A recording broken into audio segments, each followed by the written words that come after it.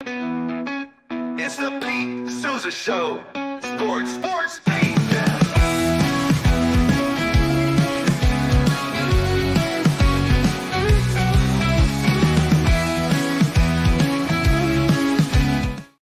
Well, the Pete Sousa Show, we are on the road today. Actually, we're in Atlanta, Georgia.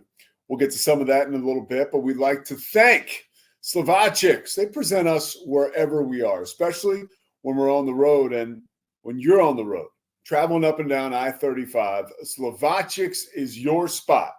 That's where you got to stop in, get some kolaches, get some rest, say what's up to Ray, and keep the trip going. If you want to stay there and have lunch, you can do that too. Thanks so much to Slovacics, of course, all our sponsors, including D1 and including a Crawford Austin property, of course, Sikora Family Ford of West and First National Bank of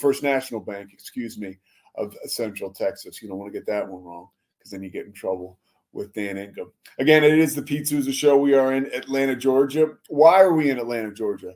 Man, I got a story for you.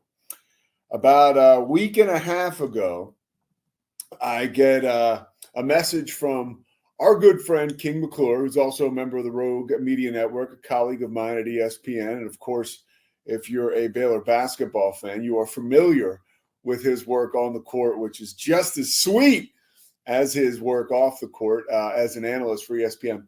But King got in touch with me and said, I have an event if you don't have a football game in the last weekend of September. He just said, trust me. And I trust King. I said, okay, no problem. The next thing I knew, I was in touch with a production company, and I won't get too into the production company. I don't know if I can really, but I'm here. It's basically an ESPN basketball production. It's not ESPN, but it's as good of a production as you could be on. National television broadcast feel. We're streaming out to millions, literally millions of viewers around the world. And that's because Kai Cenat is playing in the LBA. What is the LBA? Who is Kai Cenat? Well, you probably know who Kai Cenat is. You've seen him recently on commercials with Snoop Dogg. He's really kind of being put in front of us on a global perspective now, as far as off of just the content creator and streaming world. And now he's in our world, right? He's in our living rooms, like I mentioned. I think it's a T-Mobile commercial with Snoop Dogg. Don't quote me with that. And he's always streaming with celebrities like Kevin Hart, LeBron James. He's it, okay? So Kai is a content creator and a streamer. He's got more than 11 million Instagram followers, 13 million followers on Twitch, and 16 million combined YouTube followers. And he's a hell of a basketball player. Well, let's be real. Okay.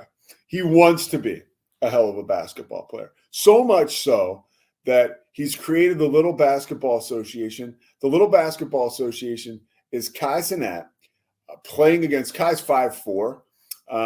Kai is playing against 8- and 9-year-olds, some actually younger than that, some as young as 5, but the majority is 8- and 9-year-olds. And he's playing them in seriously competitive basketball games at OTE Arena. Now, when you think of Kai Cenat, you think funny, if you know who he is.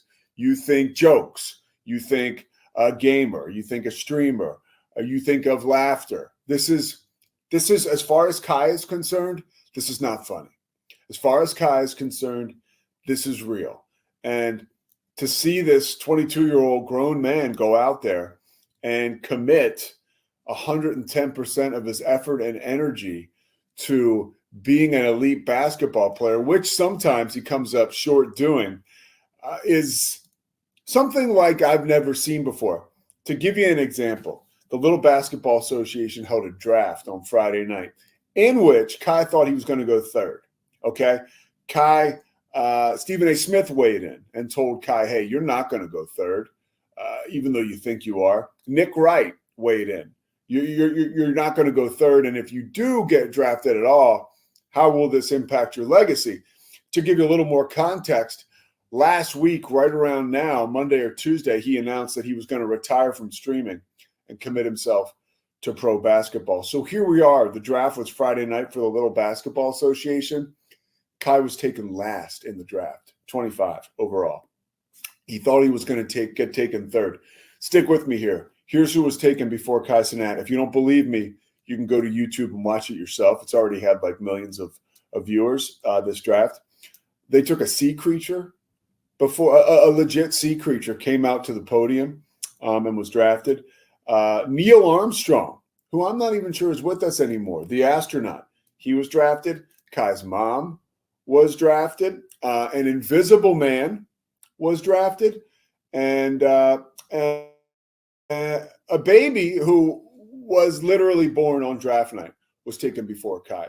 There was a young man named Jacoby Jeffries who was drafted third and then drafted 10th. And then ultimately, Jacoby's entire family was taken before Kai. So needless to say, Kai had some colorful language for executives around the Little Basketball Association when he was picked with that last pick. And he is seeking vengeance and trying to exact revenge in his LBA career. So far, he has done that. The first night, little streaky, 8 points, but he had 20 rebounds. Remember, he's playing against 8 and 9-year-olds, so his bread and butter is playing down low. He also, last night, had 32 rebounds and 20 points.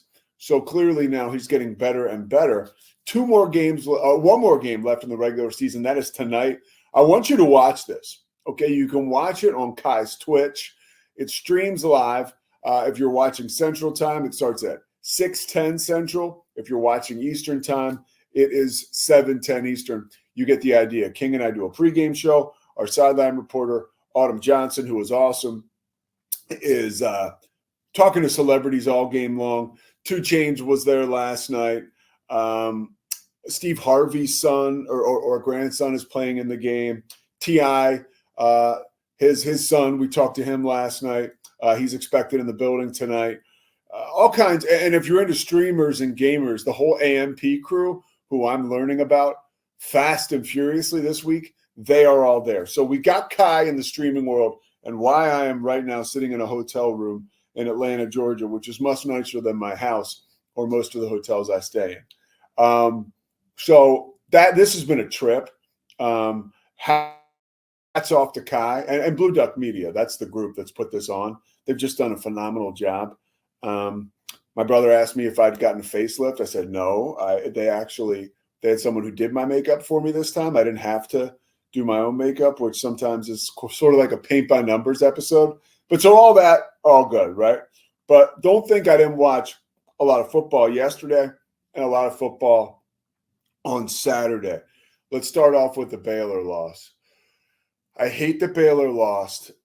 They got down so ugly so early. My initial thought was, talking to our own Matt Mosley last week, and obviously covering Baylor like I do and knowing folks around the program, I was like, oh no, like they're going to get blasted and people are going to be calling for Coach Aranda's job.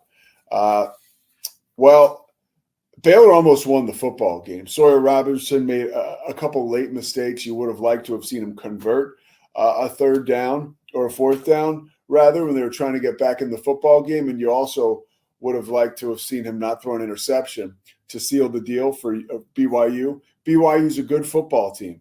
Baylor, if they don't get down so early, they should have won that game at home. Remember now, they were favored by 5.5 points to a BYU team that up until this past Saturday, or I guess now they are 3-12 in their last 15 games played in the afternoon. A huge win for BYU. BYU has a bye this week. Baylor does not. They go on the road.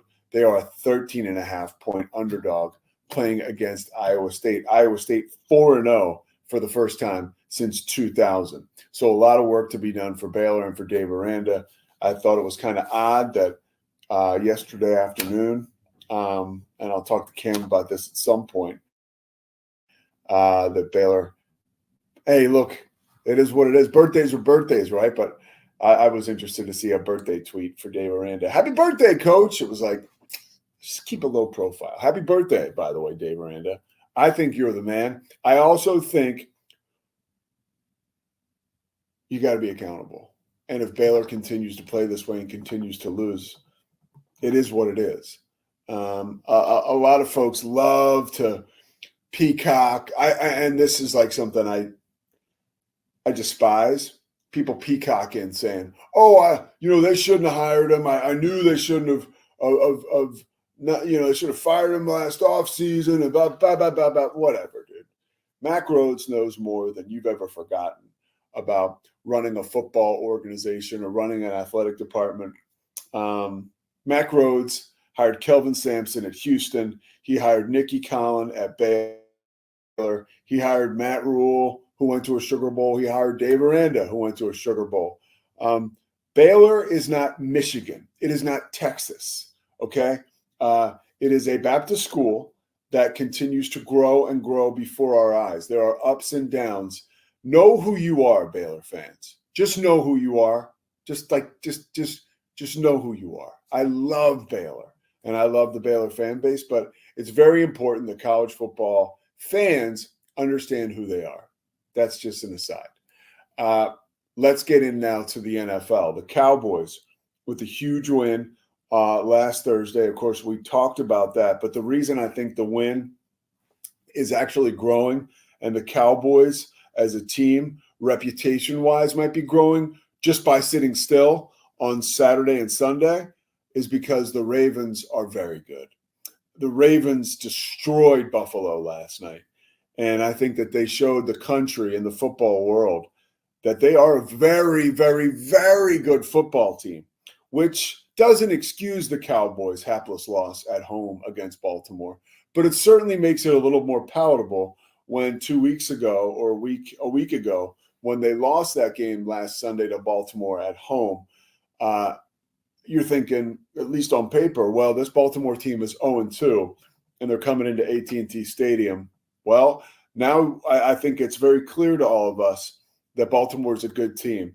And coming off of a win now, the Cowboys have an opportunity on Sunday night against the Steelers to make their mark, right? They're 2-2. They could go 3-2. And like we talked about last week, if the Cowboys can win and go 3-2, right, after they beat Pittsburgh, if they can beat Pittsburgh on the road, or they're going to go 1-1 in their next two games, as I see it. They're going to split with Detroit and the Steelers somehow. I'm not sure what they're going to win or what they're going to lose. I do not think they will go 0-2 in those games, which means they'll go into the bye week at 3-3, which gives the Cowboys a real opportunity to continue to get right and move through the rough starts of the season. One part about the Cowboys game, their team in general, that is ripe to be exploited is their defensive line.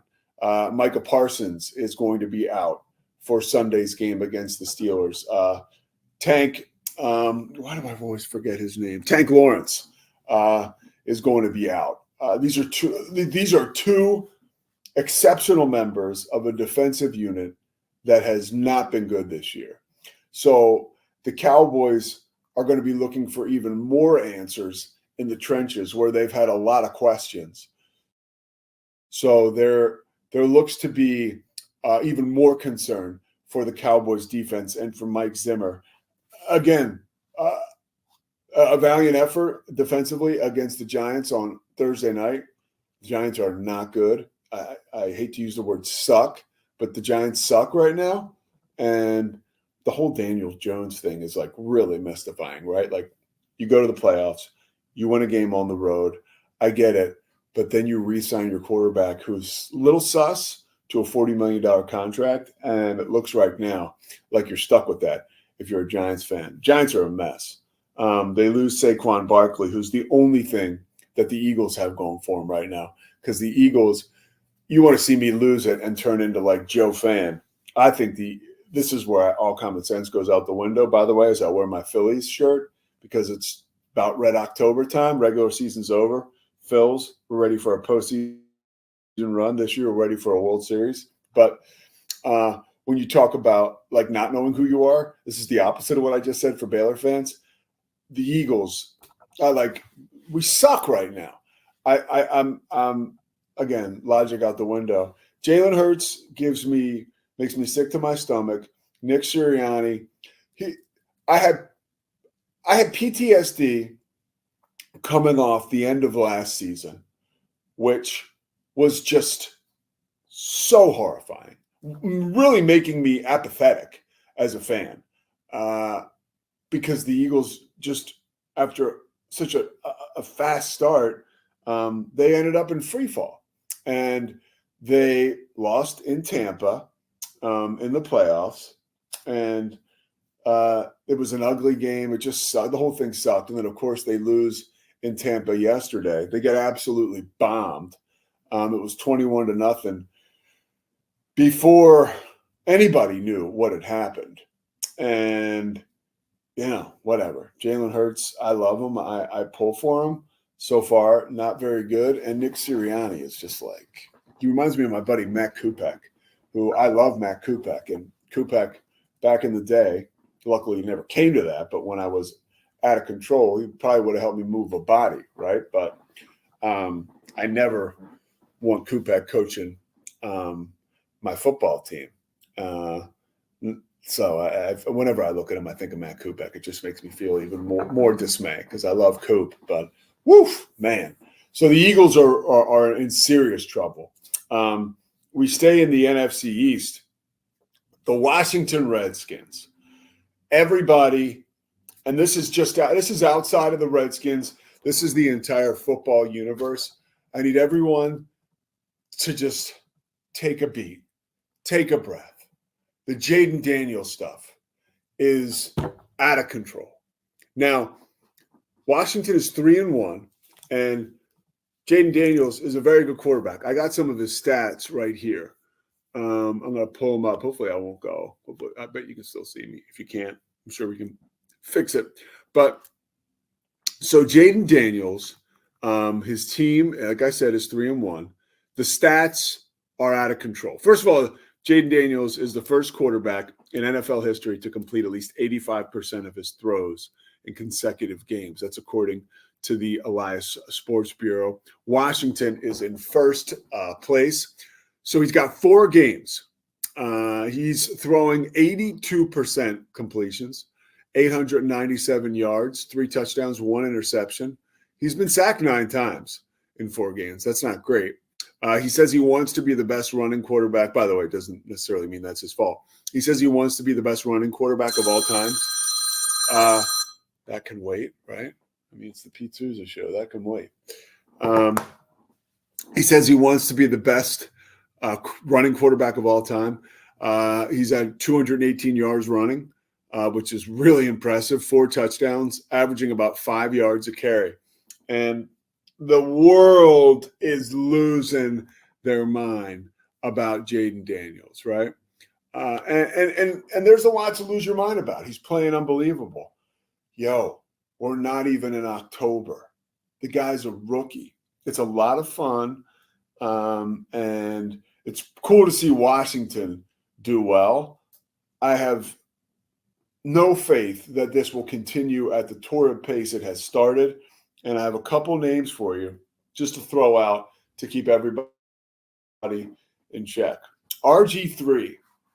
If you remember when RG3 was playing for the Commanders in his first season, and even parts of his second, it was when RG3 got hurt. And then in the offseason, he put together – this is when we knew we were in a little bit of trouble with the whole RG3 stuff. He had this huge, if you remember this campaign, like he was coming back and he was going to be so good when he came back for the Redskins. And there was so much excitement around the team. And the Eagles crushed them on Monday Night Football. They beat them by like 100. And, I mean, it was really that bad. But the Eagles team, they didn't end up being phenomenal that year either. That was Chip Kelly's debut when they absolutely bombed the Redskins. But RG3 was never the same after that injury he sustained. Now, you could say injury, whatever. Again, injuries could come into play with Jaden Daniels and the way he plays. Another quarterback that was a rookie of the year offensively was Vince Young. There was another guy, too, I thought of and I had down here. Sam Bradford. Yikes. He was the AP Rookie of the Year offensively. So, look, all I'm saying is people are freaking out about Jaden Daniels. I think we can settle down and just sort of slow it down there with all the Jaden Daniels talk. Want to talk a little bit. Let's go back to the Cowboys, something I left out when I was talking about the Cowboys. Derrick Henry is a big reason why Cowboys fans are waking up more upset with Jerry Jones than they even were the day before. Now, Derrick Henry on the season, he's rushed for, I think, 400 yards or 480 yards. Let me see. I just had it pulled up here. I think I had it on my phone. Derrick Henry. 1 second. Message from my girlfriend, Christy, the lovely Christy. Okay, Derrick Henry, 80 carries, 480 yards, 5 touchdowns. He's averaging 6 yards a carry. Jerry Jones and I both got that wrong this offseason. If you would have asked me this offseason, are you buying Derrick Henry? I would have said no. He's 30 years of age, right? So think about that. He's a 30-year-old running back in today's NFL. That's really when those guys start to find their way into the garage more so than the freeway.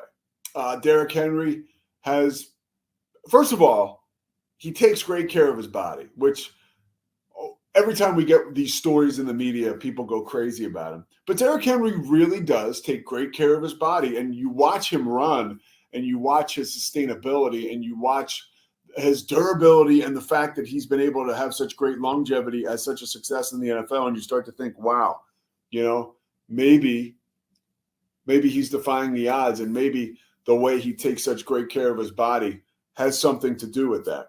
Another thing about Derrick Henry, he is with the Ravens. That is a winning organization. He said last night after the game where he had 199 yards. Is that correct? Yeah. Wow. 199 yards and a touchdown, right? Good golly, Miss Molly. Averaged 8.3 yards a carry. The long was that 87. So he said, this is why I came here. Like the Ravens, you look at John Harbaugh and how long he's been with the Ravens, right? Winning a Super Bowl. Every year it seems like they're in Super Bowl contention.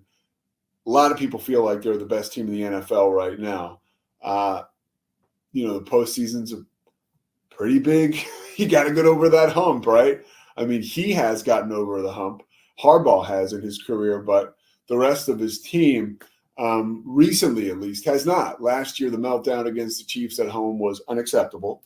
And today, this year, if they get another opportunity, you'd like to think that they grow from those, from a setback like that of that magnitude. But if they don't get over the hump this year, then the thought is, here we go again, squad. Which, okay, here we go again. We are in this mentality of we can't get over the hump. We just can't get over the hump. We can't get over the hump.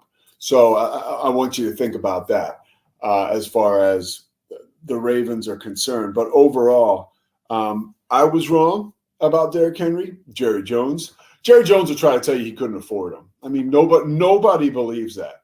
Nobody believes that, including our boy Matt Mosley, who is all over the Cowboys beat and has a relationship with Jerry Jones and has a long relationship with Jerry Jones. So I always like to source Mosley with this stuff because he knows that organization and he's covered Jerry Jones for a very long time. So when he calls BS on something like that, I feel like I have the liberty to call BS as well. I was wrong about Derrick Henry. So is Jerry Jones. Nobody cares that I'm wrong. People care that Jerry Jones was wrong. So there you have it, Cowboys fans. I think the team is going in the right direction. I think as much as the Ravens' loss last night was maybe good news short term for a Cowboys team where you say, hey, okay, it doesn't make last weekend's loss look so bad against the Ravens. But for the big picture and your entire season and maybe even into next year, this sucks. Watching Derrick Henry run wild for 199 yards in front of the entire world on Sunday Night Football. Last thing I wanted to talk about, the Colorado Buffaloes. Colorado, first of all, they're still not ranked, which is a joke. And to me, that now we've got the dislike of Dion and the way that Colorado carries itself, maybe lending to some of the voters, and that's a whole nother conversation to have. But Colorado, Shadur Sanders, Shadur had just I think he only had 7 incompletions on the road at UCF. Travis Hunter had a touchdown receiving an interception and struck the Heisman pose. Look, and by the way, Colorado has a bye this weekend. So if you don't like Colorado and all the fanfare and all the excitement, like you got a problem I can't solve, because it's going to be out of control. And this team is showing that they're a good football team. Shadur is such a warrior. Early last game on the road in a crazy environment at UCF, he throws a pick right off the bat. And a dude like that, it just falls right off him. And he bounces back to have a terrific game. So keep an eye on Colorado. Let me look one more time. Do I have any more? Travis Hunter, 9 catches for 89 yards. Yeah, and they have a bye this week. I mentioned it all. Shadur, 28 of 35 for 290 yards, 3 touchdowns, and 1 INT. So there you have it. I've summed it all up.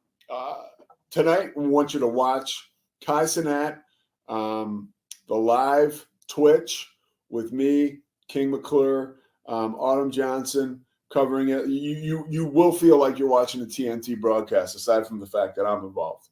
And Kai Cenat is the man. I've had a chance to spend, like, it's crazy.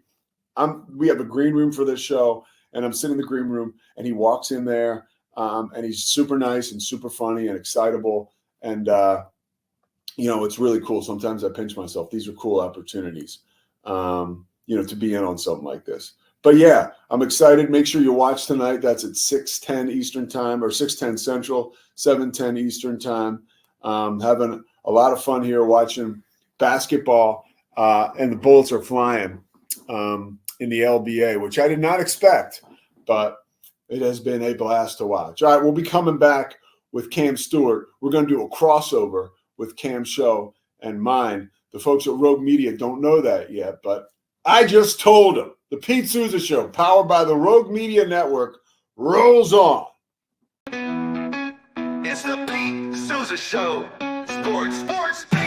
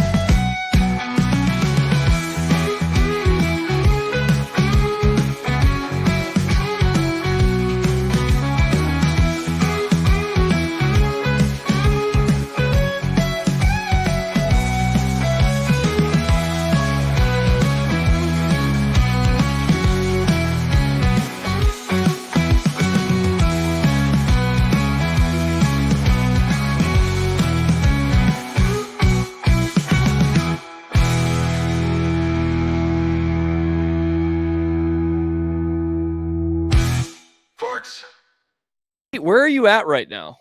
I'm in Atlanta, Georgia. That's a nice place you got there. Yeah, it is. It's really nice, right? Yeah. It's nicer than that's streaming money.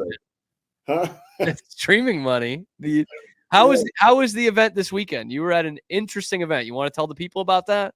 Yeah, I got one more game tonight. Oh, I didn't know that. All right. Yeah, it's the content creator Kai Cenat has retired from streaming late last week, or I guess early last week, and he said he wanted to play pro basketball. So for the past 2 nights, Saturday and Sunday, that's what we've been doing here. He's been playing against 8 and 9-year-olds in the Little Baller Association. You can watch the game tonight on his Twitch. We've literally, Cam, had like hundreds of thousands of people watching every night. Wow. It's kind of like around the world, they say millions. Kind of like the Cam show. No, not like the Pete Sousa show either. No. I think if Corey Dickman had his druthers, we'd throw a Rogue logo up on the screen, but I've looked into it. We can't make that happen. The closest we can come to that is me teaming up with King McClure, our Rogue Media teammate. King's the analyst on the games, and a colleague of mine at ESPN. But it's been so cool. It's been a first-class production. If you watch the game tonight, you think you would be watching an ESPN broadcast or a TNT broadcast. Well, a couple of pros, 2 ESPN guys. Yeah. And then tomorrow night, of course, right? Always a bridesmaid, never the bride. I'm this close, but for the playoffs, Sean Grandy, your boy from the Celtics, and Richard Jefferson are going to take over the broadcasting duties. Yeah. Oh my God, you're just like a local affiliate. You Totally. go to all the games, you travel the whole season, and then they tell you to get lost in the playoffs. Yeah, but and it's been such a cool experience. So, like, you know me. I didn't have any real handle on this scene coming into this week, and boy, it is a scene, dude. Like, and there's a lot of money, and there is a lot of attention. Like I've done, ESPN games where you'll get people to ride you in on Twitter. There ain't nothing like a Kai Cenat chat. Oh man, people are very complimentary too. When they like you, they put a W before your name, so you get like Wheat Sousa. If they like what you're doing, a lot of W's, and then there's L's too. Leet Sousa. Leet Sousa, but there was a lot of Wing McClures. Everybody likes King. Yeah. This is great. Pete's gonna have to give us some good streaming, a streaming glossary, so to speak, Zach. I've heard in the interviews you roll with the punches. I know there's no way you know half the stuff they're talking about, but you roll. Well, I learned it. I mean, it's just like it's almost like in you as a play-by-play guy doing this. Like, if China Spring plays a high school that you've never even heard of, there's an access to certain amounts of information that you can find, get your mind around, and go with that. Like they have this, the company that's doing this is called Blue Duck Media. Of course, they're out of New York. And they sent us like a Bible for this tournament before or this regular season, which will be the playoffs soon, like last Friday. And it's got everything I needed. Like I have, I'm sitting here in front of my boards for tonight, Like I can tell you that Ajani Howard on the New York Sky, he plays just like Kyrie Irving. And he's got like a 9-year-old child. Yes, he's 9 years. He's actually Ajani Howard is 8 years old. He's 4 feet 3 inches tall. He's a great dancer too. Have you had a chance to interview the kids yet? I know you've talked to Kai. We have not. I've talked to the kids. I have not interviewed them yet. The sideline reporter, Autumn Johnson, she's handled that. So here's Autumn, right? She literally last night. Lil Ty, who's, if you know the streaming world, is a big deal. Lil Ty, but really, she asked Lil Ty, she said, he's a grown-up now. She said, what's your favorite thing about, the LBA? And he said, well, I like watching Kai and I like you. Like, that's the kind of, like, you're getting, like, Joe Namath type sideline reports. It's pretty cool. Is that Riz? Were people saying Riz in the chat? Riz, apparently, Kai created Riz. No. That's what they say, dude. Yeah. Uh-huh. I think everyone created Wiz. Yeah. Riz. That's W Riz, by the way.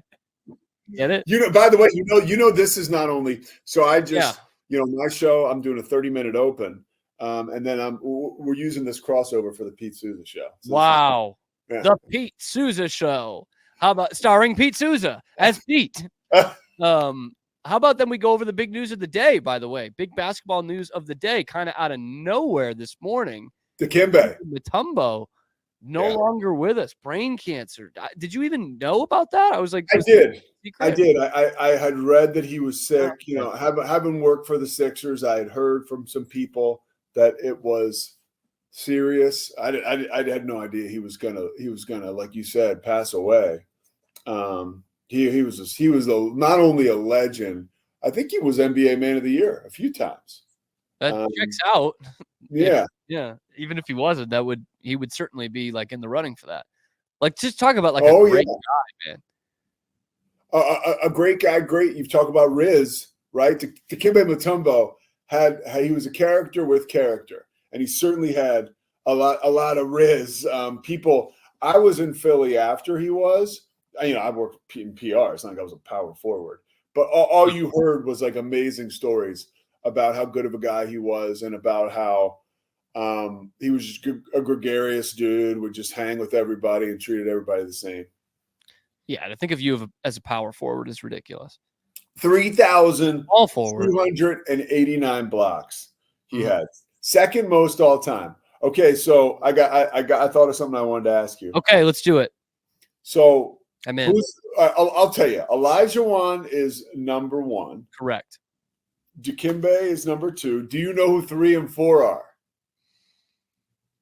It's going to be hard. 3 you can get. 4, I'll be surprised. Okay. Shaq.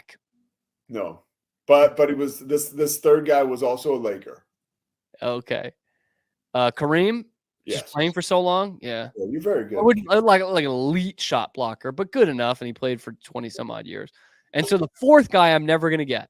Out of the Western Conference, played primarily in the 80s. Okay, I was going to ask my lifetime, so no. A big guy. Did he win an NBA championship? No. Did he even come close? No, not really. I mean, his teams didn't suck, but he was with an organization that had some very good years, but he was not with them when they did. Yeah, okay. It's like a Spur. No. I'm trying to think of like dynasties that happened, but not with. Zach, isn't it funny how Cam will go to the wall with this stuff? Who did Zach say? Zach didn't say anything. Okay. Is it a Warrior? I wouldn't be able to tell you like a single Golden State Warrior from those days. It's not a Warrior. Is it a Magic?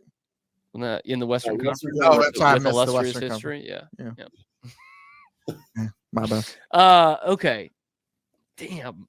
It would be Magic, Zach, if it was a member of the Orlando Magic. I was thinking Dwight Howard for some reason. I don't know why. I had thought about throwing that guess out there as like, I don't know. He played a long time. Good shot blocker. This is a great question, dude. Because when I say him, you're going to have heard a perfect Jeopardy question of who's the fourth leading block shot guy in NBA history. Because I'll tell you, up until from 1 to 8, these are all Hall of Famers outside of Mutombo and this guy. Hold on. Zach's cooking. Zach's really cooking now. You better not be on the goddamn internet. I am, but I'm not looking up. I'm looking up stuff for bros. He needs to be on the internet for us to stay on the air. That too. We lost it right before. Did he play in? Did he? No. Definitely not him. Did he play in Salt Lake City? Yep. I think I know who it is then. Go ahead. It's not the mailman. Right, because he's a Hall of Famer. Nope. Bearded dude? Yep. Do you know it, Kim? No, go for it, Zach. Is it Mark Eaton? Yeah, Zach. Hell yeah, Zach. I want to thank all my years of playing 2K basketball and having to figure out who the fuck Mark Eaton was. Mark Eaton, man. Mark Eaton. And so Mark Eaton was 4, Duncan 5. Late Mark Eaton, I believe. I think he's passed away. Yeah. Robinson was 6, Pat Ewing 7, Shaq was 8, Tree Rollins was 9, and the Chief, Robert Parrish, was 10. Chief. Yeah. As a guy who played the most career games of anyone in history, I think. The Chief? Parrish. Yeah, I think that's right. I think he's the most regular season games played. I'll look that Yes, Mark Eaton did pass away, unfortunately, in 2021. All right, Kim. Led the league in blocks 4 times. Yeah. Since we're sharing the number 53, that's the ugliest number. Ugh. It looked good on him though. Yeah, big white stiff. It always would. Yeah. So the story. So by the way, the story about Dikembe as it relates to the Sixers. So he was playing for the Hawks, and he played in the All-Star game, and Larry Brown was the coach. And Larry Brown came back from the first of all, this typical Larry Brown. He told like Theo Ratliff, like I forget what he told him, but was like because Theo Ratliff was the Sixers center. He was like, "You're my guy," and blah blah blah. So he comes back from the All-Star game, and he is like up Billy King's rear end, the GM of the Sixers, and is like, "We got to get to Dikembe. We got to get to Dikembe. We got to get to Dikembe."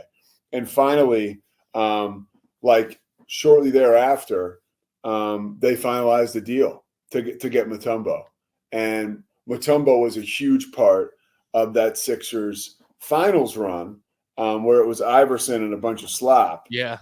But he was one of the best. He was, I mean, we're talking about Aaron McKee, Eric Snow, Tyrone Hill. I mean, it's possible that Dikembe was the second best player on that team. Yeah. Who else would you say? I don't know that I'd say anybody else. I'm trying to think off the top of my head. Aaron McKee was the sixth man of the year. I feel like I might be forgetting somebody. But yeah, I mean, I think it was Dikembe. Now I got to look it up. Can't imagine I'm forgetting anybody from that team. But yeah, he was amazing. And it's 51, right? That's how old? 51? 58. 58. Okay, that just blows. Pete, before I get out of here, I did mean to ask you about this or talk to you about this because I'm sure you've seen the movie before. But got back Saturday night. We had an early game, so I took a nap. And then I was just like, I want to watch a basic movie that I'm not going to have to think about too much. Maybe take a nice little multivitamin and watch the movie Blue Chips. Oh man. Oh, it's not a good movie. That's rewatchable for us to do. We should. It's not a good movie, but it's But it's a great movie, if you ask me. But it's one that I love watching. Nick Nolte, great stuff. Like I just love how far they take like kind of the common tropes of college sports or just hard ass coaches. Like that first scene when he's yelling at them to get them fired up is like so ridiculous. Like you've been in locker rooms. I've been in some locker rooms. Like that is way over the top, right? Like, well, when you're talking about the Bobby Knight era, though, is it? I guess. Yeah. Because that's kind of who he was. What's the guy's name? JT something is the guy who plays the booster. I mean, that guy is just my favorite character. Like ultimate sports movie villain. Like it's so good. Like, I do think it's funny that he's divorced and he lives in like this dingy apartment, like one that I would live in working in local news.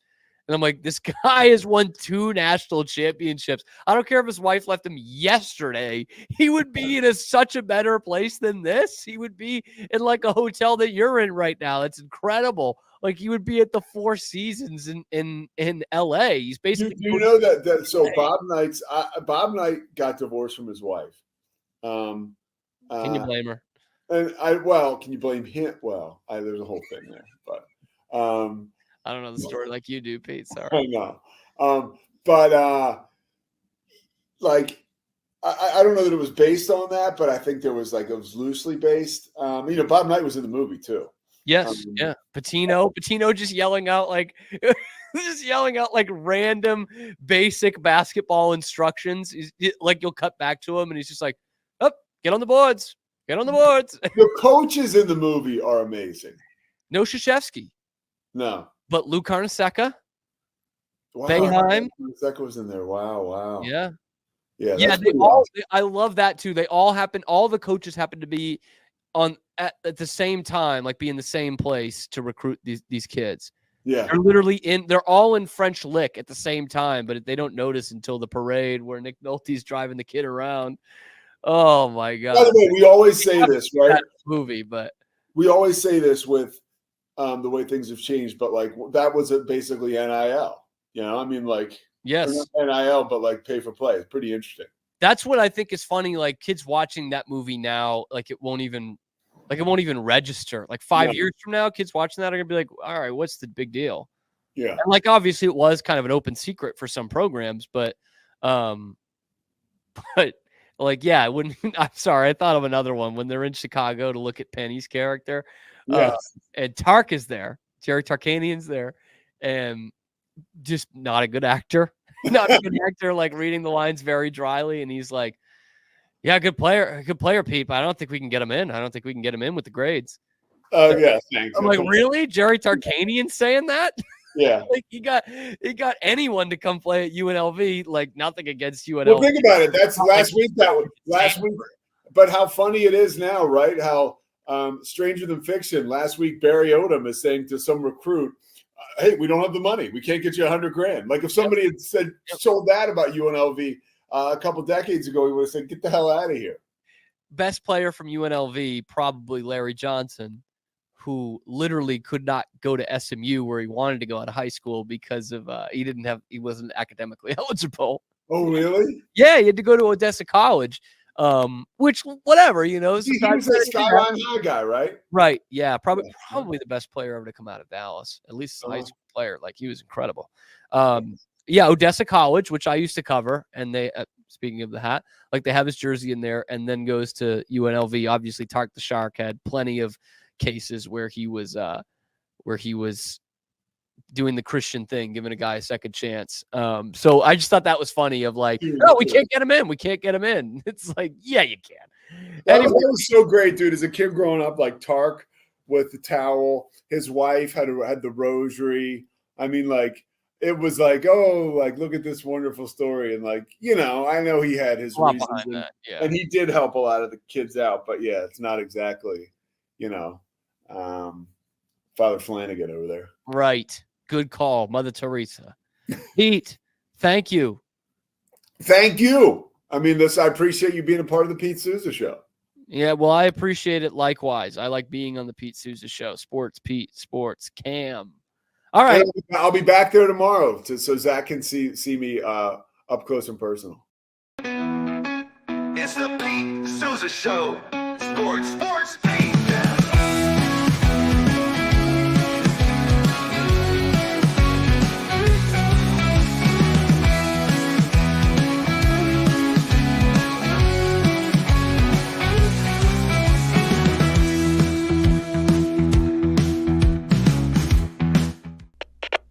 We are Rogue Media Sports.